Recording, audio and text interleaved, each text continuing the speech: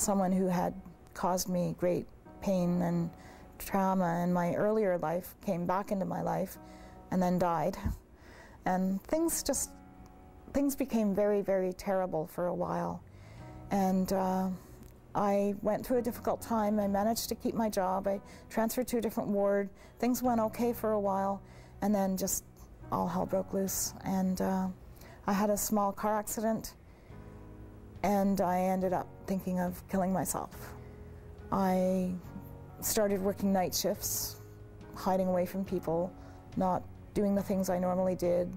I went through very severe depressions, anxiety, PTSD, and actually at one point I was discovered I also had dissociative identity disorder, or multiple personality disorder as it's commonly known as.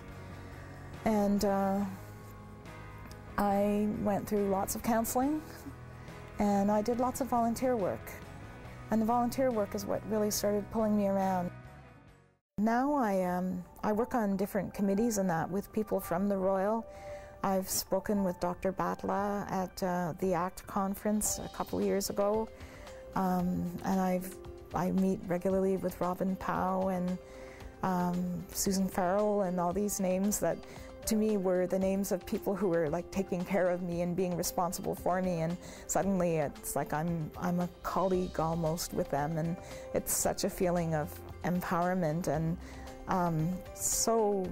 I feel so grateful that I've been able to go through the steps, and when I thought that I was really at the bottom, and now I'm walking along quite well and having the support of everybody from both sides. It's just, I'm so grateful. I think the biggest change has been embracing the idea, the concept of recovery, and being able to look at things from a strengths base instead of from an illness base. You know, before it was what's wrong with you and what are all the things that we have to fix. And now it's what's right with you and how can we support that and build on it.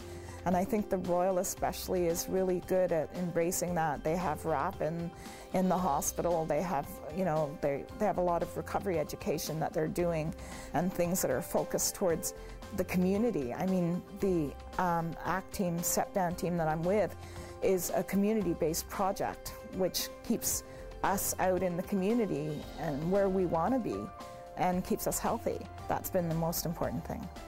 During all my time that I've been mentally ill, I became physically ill with arthritis. I went through that horrible period, and I knew that it was still worth it, that life was still worth it, that no matter what I'd been through, there was so much left to do. My name is Kathleen. You know who I am. Are you with me?